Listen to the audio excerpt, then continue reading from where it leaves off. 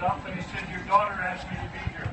And I said, "Well, great. Meet my daughter's brother, William." So he said, "Jim, I'll try to get my wife to call you on the way home." This is Iowa. This is Iowa. Let me also acknowledge that I'm joined by one of my favorite congresspeople in the entire Congress. And I'm not just saying that because he's endorsed my campaign for president, but we're joined by one of Iowa's own. He's from Sac City, and then he eventually found his way to running for Congress in Northern California, and he is Congressman Eric Swalwell, who is here.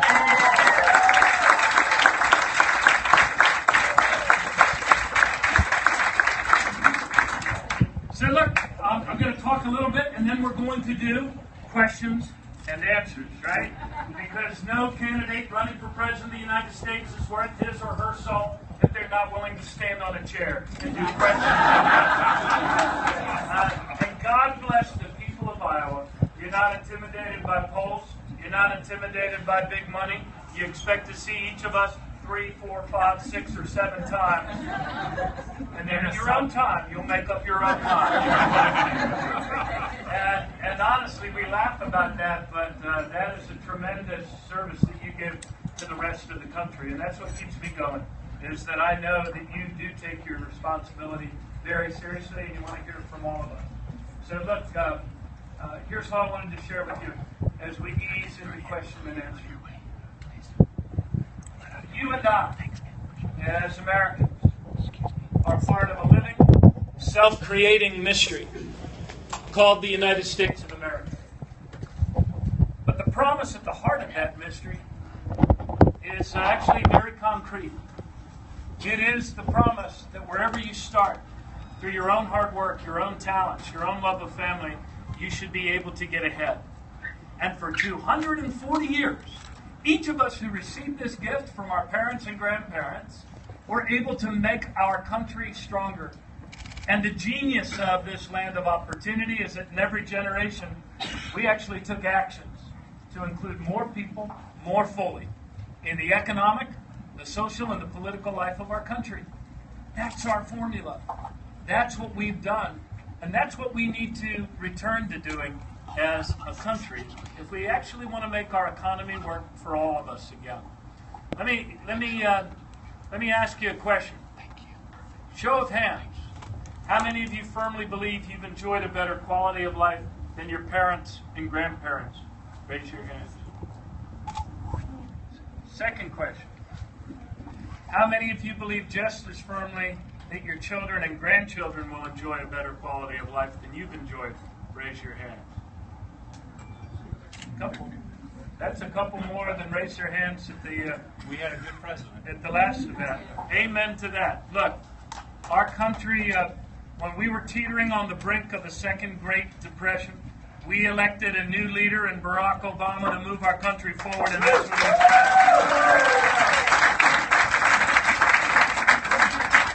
done. And undeniably, a lot of the things he had to do weren't individually popular, but he did them, because that's what leadership's about. And now we have had 65 months in a row of positive month-over-month job creation as a country, thanks to President Obama. But the hard truth of our times is also this. Look, no president's a magician. No president can solve in 8 years structural economic problems that were 30 years coming from the practice of trickle-down economics. You know the theory, right?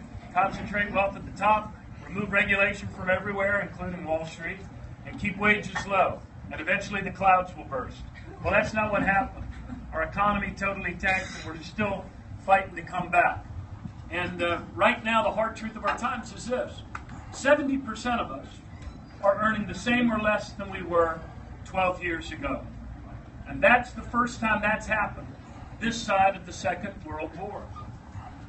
So how do we turn this around? We do it by making better choices. We do it by remembering, first and foremost, as Americans have always remembered, that our economy is not money. Our economy is people. It's all of our people.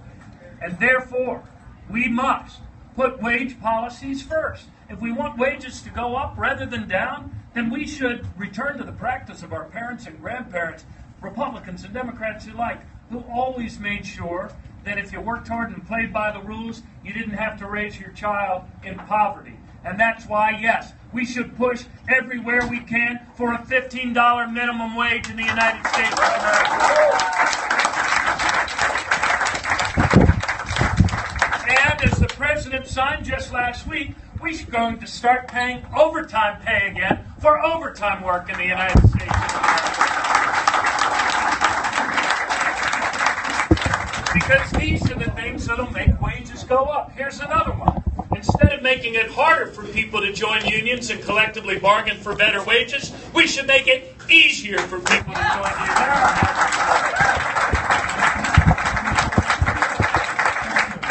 And as we did in Maryland, by the way, Maryland, which the Center for American Progress named the #1 state in America for women-owned businesses, we should adopt policies like paid family leave, because when women succeed, America succeeds.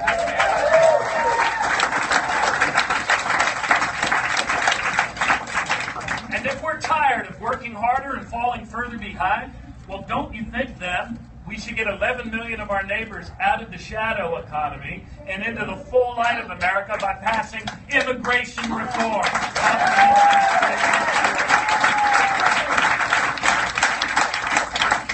Look, the genius, the formula that's worked for our country is something other people are following. It's not a secret sauce. We did these things for years. Sensible wage policies, investment policies in terms of our infrastructure, educating every generation of our kids at higher and better levels, maintaining a balanced and predictable rule of law, which meant reining in greed, breaking up monopolies, protecting the common good that we share. And let me say that we also refrain from doing a couple of things which we need to also remember. And some of us as Democrats were a part of this. For 70 years, we figured out how to protect Main Street from excesses on Wall Street. We ensured the deposit banks and the commercial banks in order to prevent runs on the bank. We learned from that. But we weren't on the hook for the speculation banks, let alone any of the size that we now have on Wall Street. But then in the 1990s, we did away with that. And suddenly these giant mega banks then became bigger than they've ever been. Now control, just 5 banks control, I think, 60% of the banking assets in the country. And now many of them, back in the crash, became too big to fail, too big to jail, apparently too damn big to manage as well. And so when they started to go down, we had to bail them out. Well, I think every person running for president of the United States in our party should have to commit to reinstating a modern version of Glass-Steagall so that...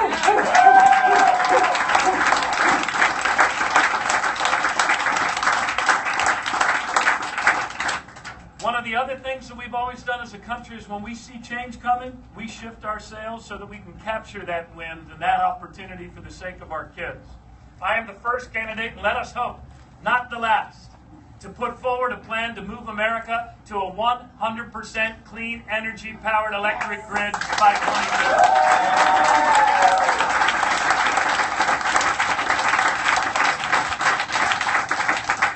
2050. And look, you're already bringing this future into being yourselves.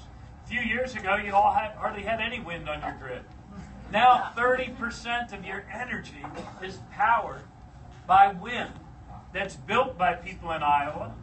The blades are too damn big to make any sense to import them from China, which is good news. Because then you build them here, you maintain them here, and you put them up here. So, and the whole country can move in this direction as well. We can make the investments again in our infrastructure, rural broadband, making our cities places of justice and opportunity. These are all the things that a great people choose to do. It's not about chasing bad trade deals that offshore American profits and American jobs. It is about investing in our own country. The Indians and the Chinese have nations of their own. It's time that we invest in the United States of America and build an economy that works for all of us again. Don't you think?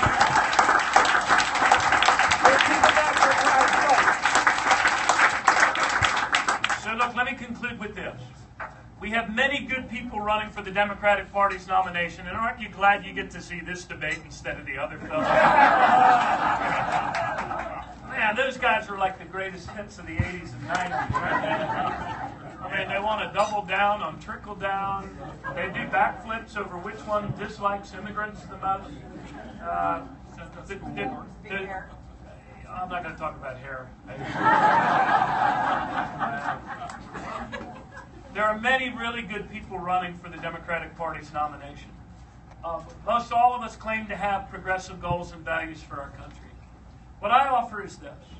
I am the only one of us who has 15 years executive elected experience, appointing people to important offices to actually get things done, setting goals with deadlines, collaboratively moving towards those goals, and taking those progressive values and putting them into action.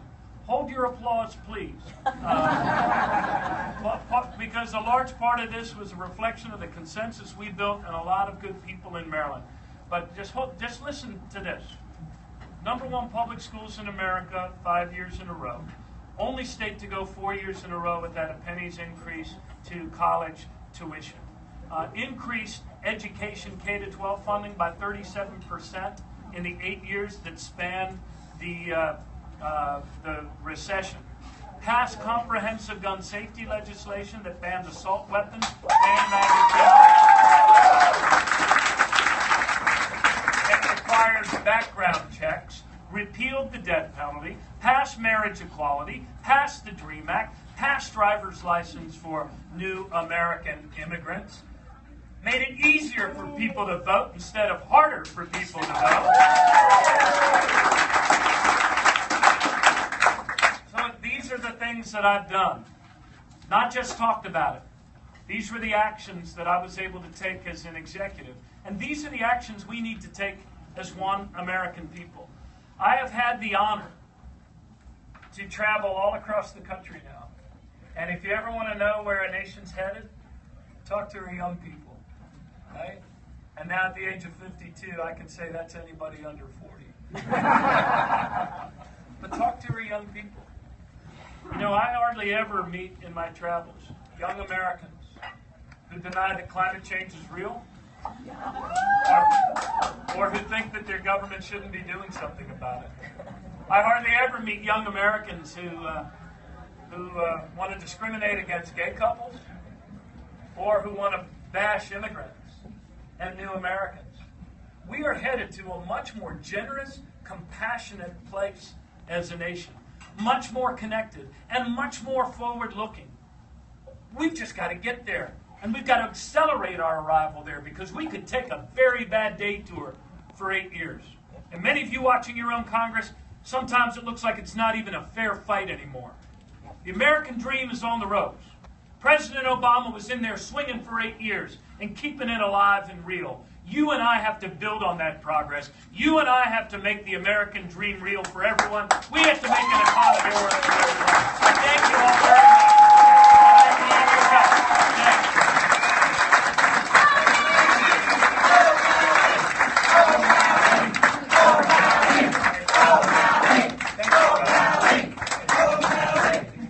you. And a big round of applause for my able staff.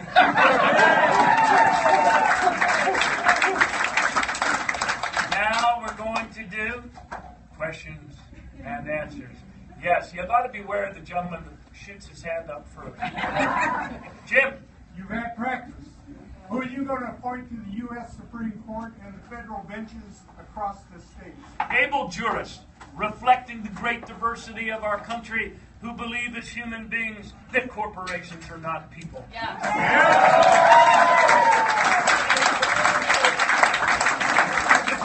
This is going to establish a good lightning round. I don't have a question, I have a compliment for you, sir. I saw you at the Hall of Fame. You were on fire. You nailed it. I see you breaking out from front of the pack. Hey, thank you, my friend. God bless your foresight. Your words to your neighbor's ears. Yes, ma'am. I know that we are going to be reforming Social Security. Is it the time that is being said? Every time I hear, let's privatize Social Security, and I think of myself, if that had been done, I would have been dead. Nothing. So I was wondering, and I hear things all the time about people who don't know about Social Security. People, I just wonder. I hear things say, well, if you are a woman, your Social Security is going to be based on need. What does that mean? Does that mean women are going to be discriminated against more because they earn less money on the job? What is your proposal for Social Security, and how can we have reform that's fair? And look, I think, again, to make our economy grow, I mean, the more workers earn, the more workers spend, and the better our economy does. And that's what states, I mean, that's what places like Seattle or Maryland, where we raised the minimum wage, I didn't mention that. But also, we have so many seniors now that are heading to a retirement. It used to be it was a three-legged stool. Remember that lecture? It's the pension from work, it's your personal savings, and it's Social Security. Well, guess what? The stool for most people has one leg now. And we need to strengthen that leg. So I am in favor of expanding Social Security benefits. And the way we do that is we lift the income cap, and we ask people if they can pay more to pay more. Jim? I'm really tough. How will your clean energy plan help Iowa? Oh, our clean energy plan will help every state in the United States. We can create 5 million new jobs. And looking at where the energy is used, like in the heart of big American cities, the old buildings, the retrofitting work that needs to be done, that's employment. Rural America, where the wind resources are, as well as the solar that is going to become part of, I think, the green design of every new building. We can seed a whole new generation of buildings, commercial as well as residential, that actually create more energy than they use if we choose. And Kim, that will help the entire country. I mean, this is a domestic industry. We can start up here. And imagine, given the seeds that President Obama has planted with the people of China, with our ingenuity and our innovation and their distribution, we just might together be able to save this planet if we choose to act like Americans again. Yes, ma'am. If you were to become president, what would you see would be the opportunities for you to get things done that you want to do, and the things that would stand in your way? So I'm kind of interested here in your process. Sure. Let me share a couple things. Is your question a political question or an operational question? It could be either one. All right. Well, look, let me give you the short version on the easier challenge, which is operational. On the operational challenge, what I have learned is that people, that if you're clear about your strategic goals, if you create a compelling scoreboard that everybody in the organization can see, you itemize the leading actions that drive you to goal, and you force people to meet very, very regularly, short meetings every couple of weeks, you can create a lot of progress and get the whole organization to lean towards the leaders and actually get things done.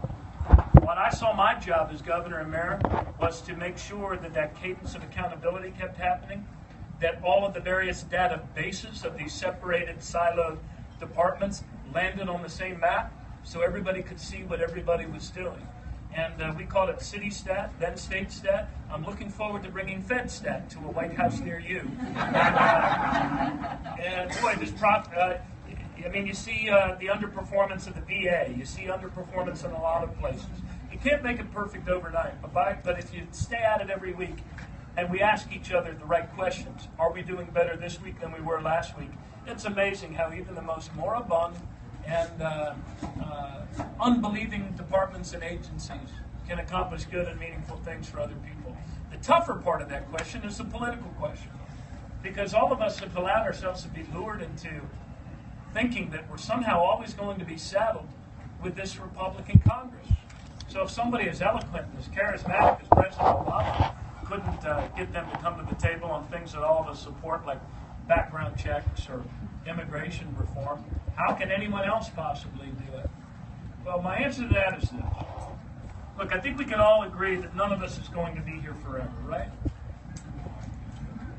Well, it's also true that neither will this Republican Congress. So, look, this is the job that all of us have to do. We have to forge a new consensus for progress. We have to get people to turn out and vote, and those of us that are running as candidates have a responsibility to make this a conversation about the future of our country, rather than the ticky-tacky, negative, back-and-forthy sort of stuff. We need to talk about what's in our national interest. And if we do that, we will spark the imagination of young people on our campuses. We will spark the imagination that led people to work so hard 8 years ago. So that's what we need to do. We need to create a new consensus, and I'd love to see us do some other things too. Like, hey, how about the Supreme Court 2 weeks ago? Yes. They made a couple of really good decisions. Marriage equality, no, it wasn't marriage equality. Yeah, marriage equality, the Affordable Care Act, and they also said that we are allowed, thank you, we're allowed as a people to have nonpartisan redistricting commissions to draw better lives in Congress. We can't give up. We have to stay at this. So I'm going to go here, and then we'll back around. Yes, sir. Question for you, sir, and that is, how do you feel about the current state of money in politics, and what are your plans to do anything about that using the highest office? Yeah, I think we hear the question about money in politics. We have to overturn Citizens United, and we either have to do it with better appointments to the Supreme Court, or we have to do it the old-fashioned way and keep talking about it. I think there's a growing consensus, actually, for publicly financed elections. Is what I've found in talking to people, much more advanced than I had thought. Wouldn't it be great, Congressman Swalwell, if after your election you didn't have to go check in with the guy that says, yeah, I need 20 hours a week from you, calling people on the phone for raising money? Now, what a breath of fresh air. And I think people would agree to it. To have publicly financed congressional elections would be a real step in the right direction. So let me go over here. Yes, sir. Do you agree with Secretary Clinton's attack on the sharing economy like Uber?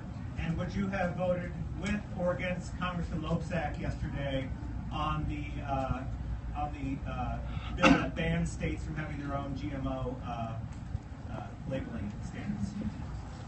Yeah, on the GMO stuff, I'm inclined to follow what the FDA does on that. I don't know the nuances of that bill. Like I said, would have forbidden states from going further. I don't know where I am on that.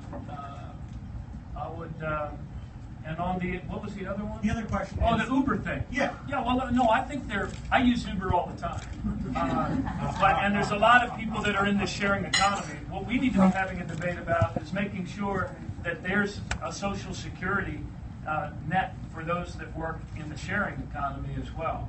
So I'm in favor of Uber, but I do think we need to have a conversation about how people are able to have a safety net to fall back on if they're working 3 different jobs.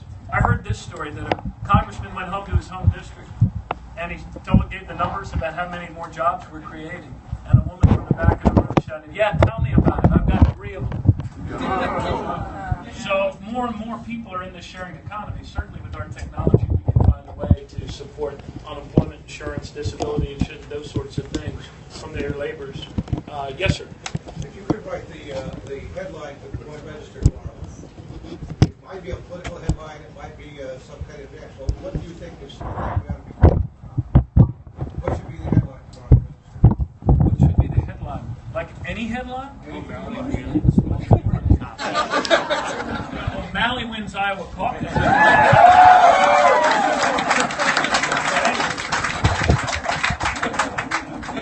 But I don't want to sound self-absorbed. I mean, it's really about the country, right? I'd love to see a headline that says wages go up again in the United States for all Americans. Okay, we're going to do lightning round here. If you keep yours to 30 seconds, we'll keep my answer to 30 seconds. When's the last time, professionally in the political world, you were unsure of yourself? Maybe you thought you made the wrong decision, or you're always going to have a don't look back, steadfast confidence in things? Oh, like what time is it? Yeah, you go through the world with doubts. The important thing is to keep moving forward. I don't know if that answered your question. Maybe that's a deeper question for a beer afterwards. Yes. I'm a long-term care ombudsman, and we're facing a crisis of care for our seniors.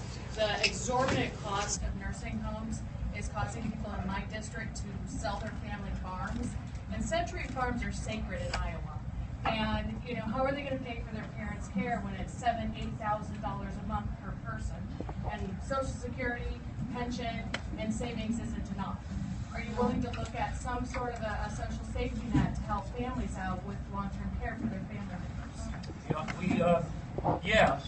I don't yet have we've been in this 40 days. We've articulated and put out some pretty detailed plans on debt-free college for every family within 5 years. Did I mention that one before? Yeah. No. Okay. We put out detailed plans. It's a real challenge, and it's a very real issue. Yes? Talk about your role as governor in an agricultural state and what you did for the Chesapeake. Well, is this the water question? Yeah. Well, I can tell. Somebody asked me earlier today, is there any issue where you really wonk out and your staff has to push you off the chair and say, stop talking? Yeah, water issues are one of them. I believe that clean air and clean water are human rights. And so in our state, we had the Chesapeake Bay is the most beautiful estuary, I think, in the world, largest in North America, and she comes right through the center of my state. So on the western shore, very, very heavily populated, densely populated, stormwater runoff, sewage treatment plants, and all of that sort of stuff, and septic sprawl, and developments on septic. So this is what we figured out how to do. We figured out how to come up with a suite of actions that we take on land over the 4 main sectors: agriculture, stormwater, septics, and sewage treatment plants. We figured out, instead of hoping for better results, we would actually measure the actions we took, not over a 40-year period, but a 2-year milestone. And we called it BASEStat, performance management based on the map and on the 10 different river sheds.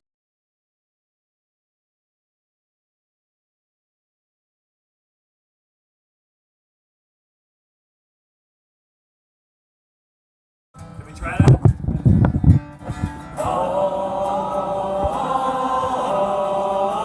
Beautiful, beautiful.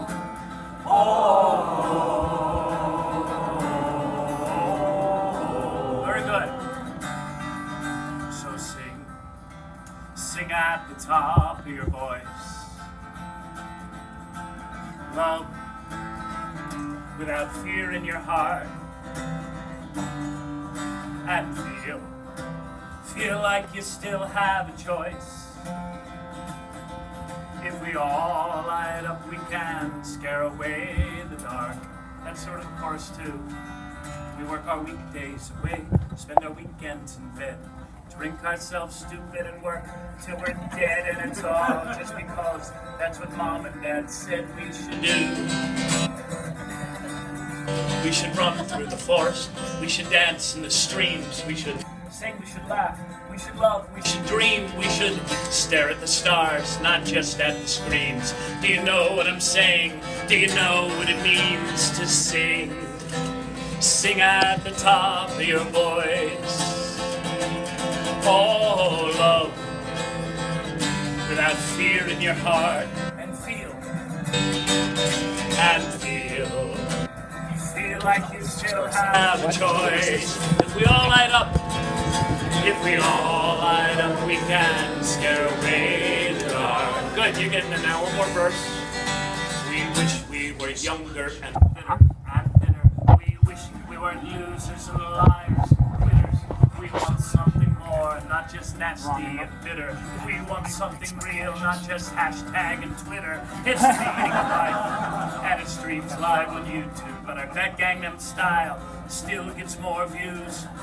We're scared of swimming and flying and shooters, and we're all slowly dying in front of computers. So sing at the top of your voice. Very good.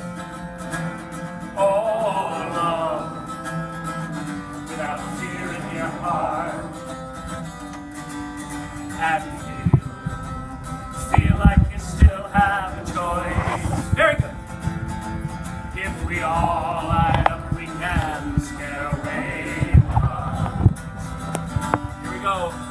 I know. Very good.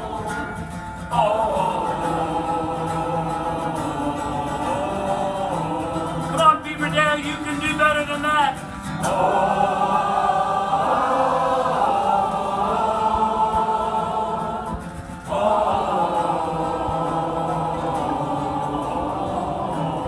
And now like a prayer. So sing at the top of your voice. Very good. Love without fear in your heart. Have feel like you still have a choice. If we all light up, we can scare away the dark. Thank you.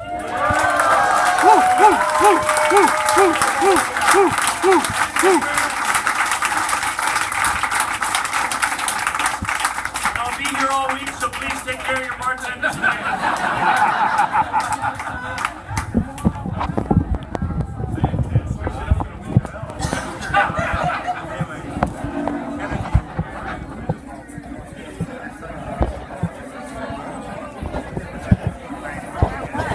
Thank you so much. You're welcome. Who are you with? I have a site called Prezography. I follow all the candidates. Oh, you do? Okay. Yeah. So is Prezography what? .com or? Yes, sir. Yes, sir. I'll give you. All right. I'll give you. Someone's coming right up here. There you go.